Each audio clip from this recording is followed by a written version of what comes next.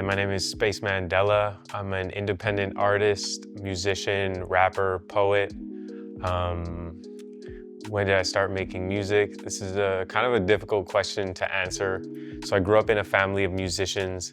My father was a jazz guitarist, composer, producer, and my mother was a classical violinist.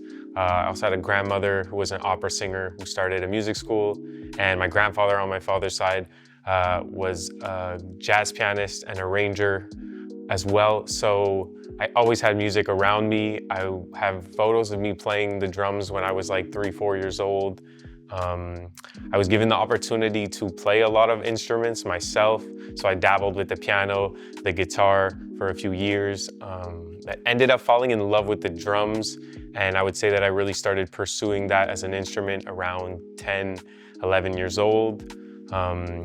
So in high school, I was playing in bands, doing kind of covers like Coldplay covers, Paramore, like Blink-182, playing that type of music that I was into.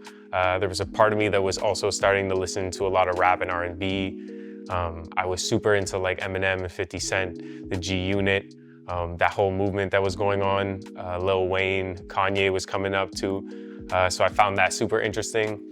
So while I was in school playing with one of my bands, doing the auditions for one of the talent shows, I saw two guys get on stage, an older and a younger brother, and they did like a rap and R&B song, and I was like, oh my God, that's like the coolest thing ever. So I was probably 14 years old at that time. I went up to them after, I was like, yo, how can I get into doing this? One of them was like, my dad's a musician. I was like, no way, me too. He was like, we have a little studio at our place. You should come over and we'll make a song. So officially at around 14, 15 years old, I started recording music and writing. Always had a gift for poetry and writing like short stories and stuff since I was really young.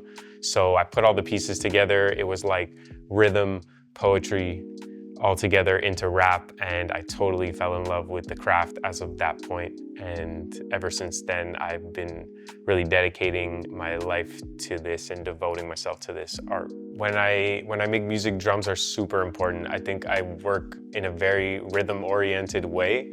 My basis was always drums first, and then whatever the melodic core of the music was. So whether that be like a keyboard or a guitar, whatever the loop is that is on the track is super important to me too, because I felt like that sets the mood down for what I'm going to create. So that the rhythm allows me to flow along with it, and the melodic core allows me to dig in and find the mood and usually the topic of what the song is going to be. So that's super important for me, especially coming from such a musical background. I really need to vibrate with whatever chord progression or melody is already in place when I'm creating my stuff. In regards to that, I like to say that I have a deep intentionality at the core of all of my music. I try to use music as medicine and deeply transform myself in my own personal life, in my own spiritual life. And I feel that that's really important. That goes into all of the music. So I wouldn't say personally that I have a signature sound that is necessarily recognizable. All of my projects I've released over the years were dipping into like very different sounds and types of atmospheres and rhythms. And that's because I am morphing and changing and transforming as a person. So what I like to categorize it as that what Spaceman stands for is basically taking like this ethereal, like otherworldly kind of transcendence, this want to like break out like and go into the stars, and rooting it down with the man aspect, which is the human aspect. So basically merging those two together, not forgetting that, you know, a tree can only grow as high as its roots are deep. And that's what I try to emanate in my music, and to really allow myself to change and flow just like nature does, and infuse that, you know, have my music be a direct reflection of my own nature, of nature itself, of the universe that we live within. So yeah, I have the intention to always put that inside of my music, to keep it medicinal, to make sure that all the words and the concepts I'm using can help people on their own paths in their own personal lives, no matter what they're going through in their own life. A big part of my path has been coming up in these jam sessions in Montreal, which I think has been really important for me forming my sound, not only live performance-wise, but also in the studio, because I've gotten the chance to connect and play with so many artists, and the range is like so wide when it comes to different instruments, when it comes to people that are in the studio recording and making their own stuff. So I've had the chance to meet so many beautiful people and collaborate, which has expanded my own sound, my own taste, and it's been beautiful. So I had a track do really well with my homie Moses Jones. I've been working with my friend Hardbody Jones, to Parker, my homie Kin. We just dropped a track with my homie Cola that's amazing. I just worked on something with Phrase, who's another amazing singer, songwriter, producer. Also working with my own father, who is an amazing musician, composer, and producer. Over the years really helped me form and shape my own sound, and to have somebody with so much experience inform what I do has been like a huge step in my own process and stepping into my own strengths as a musician and as a writer. Yeah, that's a tough one. It's very difficult. Like I say to people, you have to absolutely love doing this to make it work. You have to be completely dedicated and devoted to it. It's been difficult for me over the years. I've worked all kinds of jobs and side hustles. I pick up whatever I need to make it work, and to be able to make enough money just to reinvest in my own releases and my music and pay for my videos, pay for my cover arts, create content.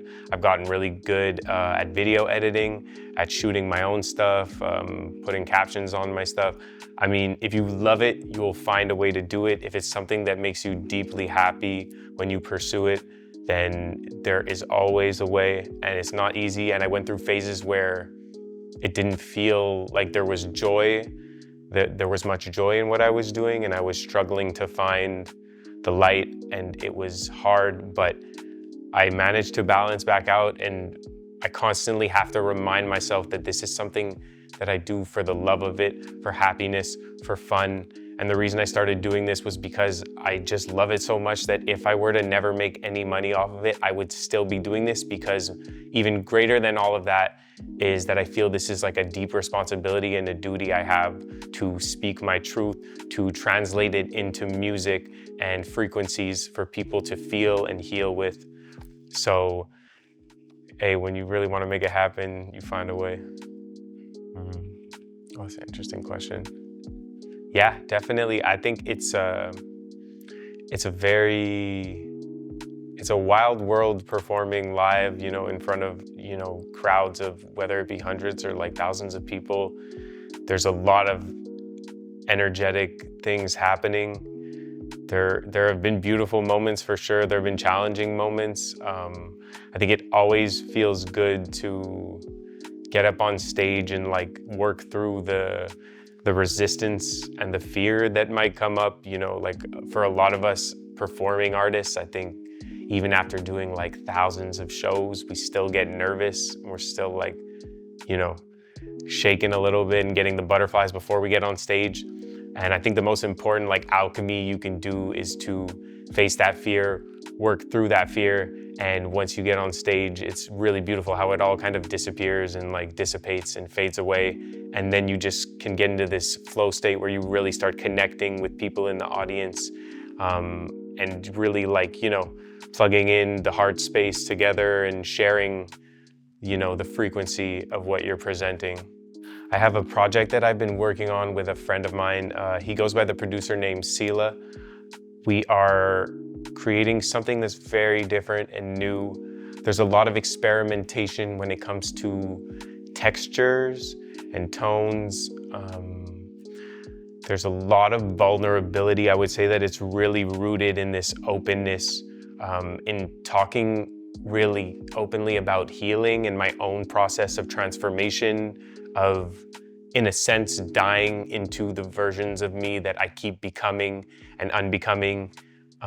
This like deep metamorphosis is happening within the project. And there's a lot of, like I was saying, connecting with nature has been super important. So there's a lot of like nature sounds in it. Creative direction wise, I've been in a space where I've been learning to take space and leave space. So example, I will come in potentially with a text I've written, and I'll experiment with different ways of delivering it, where I'll remove words, remove sentences, and just leave more room for the music to breathe, more room to maybe put like a sample of birds in it, or, you know, an ambiance of like sitting in the forest or something. Because personally, that's how I've been transforming and evolving, and realizing that truth and authenticity in the form of words and music often arise from a place of silence and stillness deep inside. So as I've been fostering that in myself, it's been translating into my music, and my brother Mackenzie, also known as Sela, has been an amazing partner in translating that and making my vision come to life, and helping me basically put my transformation down onto a piece of music. So there's an album coming, definitely. I think we're gonna start releasing songs from it, potentially at the end of the summer. So I would definitely tell people to keep their ears and their eyes peeled for that. Yeah, I think this is going to be a very special show and presentation, because personally I have not played with a full band doing my original music in a while. So most of the people that have been seeing me, it has been me stepping up into jam sessions, improvising, but this will be all of my original work, intentionally formed for this beautiful format here. I think it's going to be intimate, it's going to be passionate, it's going to be poetic, and it's going to be a good time in general. So I totally invite people to come and see it. Every show is completely different. There's always an aspect I like to keep of improvisation and surprise. So you can anticipate it being a beautiful night full of new goodness straight from the soul. Let's see, a little acapella. It goes like this.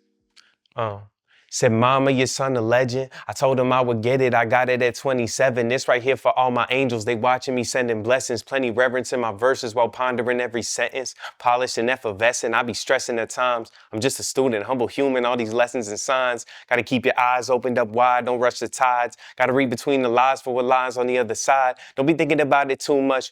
We taking it to the shop to get a tune up. I always had the juice, son. I'm just sipping it out a new cup. That holy water straight from the source. Of course, I'ma do some. The roots deep, the truth come to light when this life get gruesome. I grew, I'm feeling like a giant on the ceiling. I'm applying all this pressure, but it's effortless. I'm listening to elephants while feasting with the lions. Houdini with the elephants in the rooms where they hiding. Come see the show.